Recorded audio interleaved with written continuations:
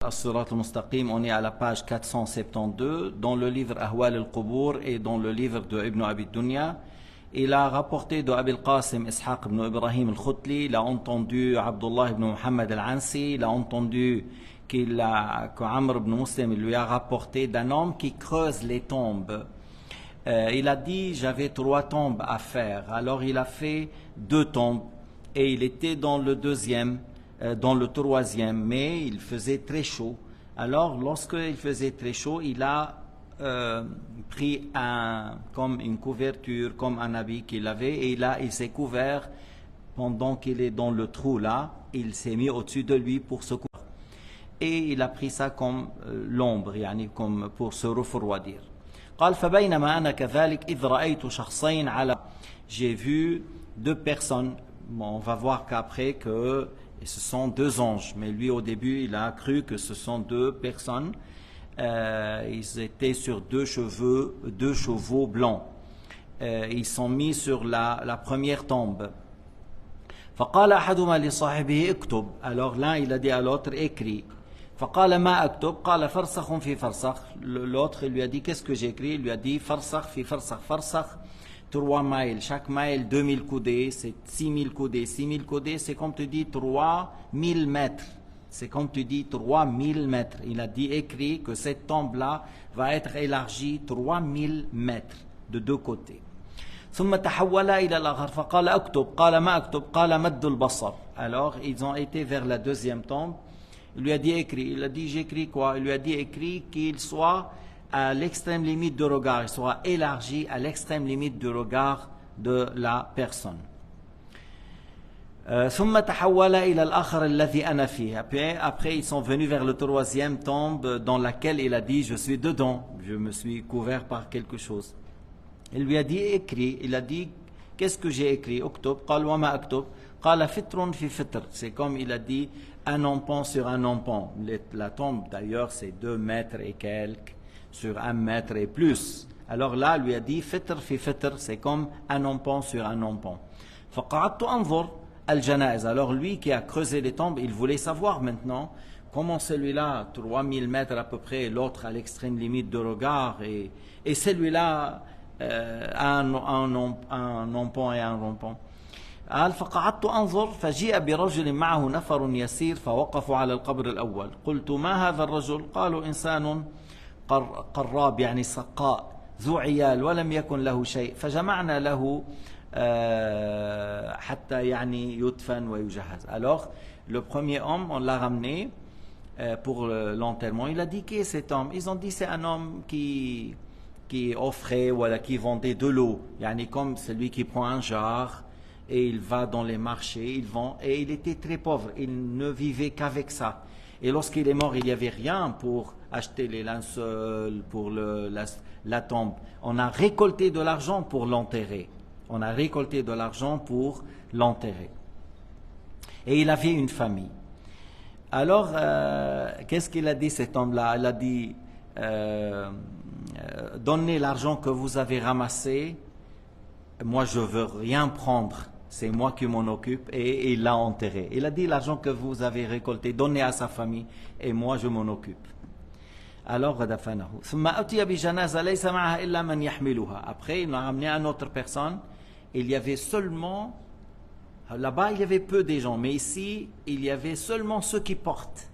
Il n'y avait pas des gens derrière avec, il y a seulement ceux qui portent le cercueil. Alors ils ont demandé la tombe, alors je lui ai, voilà, c'est celui-là. Les 2 anges, lorsqu'ils ont parlé, ils ont dit, il est large à la limite regard de l'un de nous.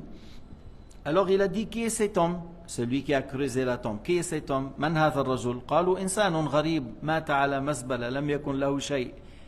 Alors ils ont dit, c'est un homme étranger, il est mort à côté de la poubelle et il n'y avait rien. Alors il a dit, je prends rien, je fais la prière avec vous et voilà, je l'enterre. Le service pour l'enterrement et le fait de creuser les tombes, à l'époque là, c'est ça, creuser la tombe. Alors il a dit, je prends, parce que les 2 anges, ils ont dit, à l'extrême limite de regard, sa tombe. Il a dit, alors moi, je fais de mon côté, je prends rien. وقعدت أنتظر الثالث, j'attendais le troisième, فلم أزل أنتظر إلى العشاء, j'attendais jusqu'au l'isha, يعني vraiment longtemps pour amener ce troisième. فجيء بجنازة امرأة لبعض القواد. Alors on a amené le corps d'une femme qui est l'épouse d'un grand dirigeant, d'un grand amir ou d'un grand. فسألتهم الأجرة فضربوا رأسي. Alors il a dit donnez-moi le salaire de creuser la tombe. Et alors ils m'ont frappé. Ils étaient injustes et regarde, ils l'ont frappé. Ils ne lui ont pas donné le prix de ce qu'il a fait. وَدَفَنُوهَا فِي ذَلِكَ الْقَبْرِ. Alors ils n'ont pas donné et ils l'ont enterré dans cette tombe. Alors cette histoire-là a été rapportée par le Hafid Abul Qasim, et les deux personnes qu'on a parlé, ce sont deux anges qui sont venus, mais Allah Ta'ala a voulu que cet homme voie lui-même ces deux anges lorsqu'ils ont parlé, parce que des fois ça arrive à l'un, n'arrive pas à l'autre. Mais il y a des choses à méditer dans cette histoire, que c'est pas les gens dans le funérail qui comptent, il y a des milliers ou il n'y a pas, parce qu'ici il y avait beaucoup de monde et ils sont venus en retard, mais regarde, ils n'ont pas payé le salaire de celui qui a creusé la tombe, ils l'ont frappé en plus. Et les deux anges, qu'est-ce qu'ils ont dit? Un empan sur un empan, et tandis que les autres qui sont pauvres, l'un était sa tombe élargie à peu près 3000 mètres et l'autre à l'extrême limite de son regard. L'auteur a dit, قال المؤلف رحمه الله: ثم إذا بلي الجسد كله ولم يبقى إلا عجب الذنب يكون روح المؤمن التقي في الجنة، وتكون أرواح عصاة المسلمين أهل الكبائر الذين ماتوا بلا توبة بعد بلا الجسد فيما بين السماء والأرض، وبعضهم في السماء الأولى، وأما أرواح الكفار فتكون في سجين وهو مكان في الأرض السفلى.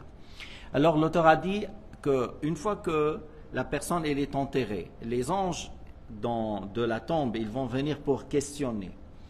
Et il voit sa place dans le paradis ou dans l'enfer. Alors, et ceux qui a vu sa place dans le paradis, il est en bon état, et sa tombe est élargie avec la lumière comme la pleine lune, et la lame reste avec le corps jusqu'à ce que le corps soit rangé, après l'âme va au paradis. Après l'âme va au paradis. Mais des fois, il y a des musulmans qui ont fait des péchés, qui consommaient l'alcool, qui faisaient la fornication, qui volaient.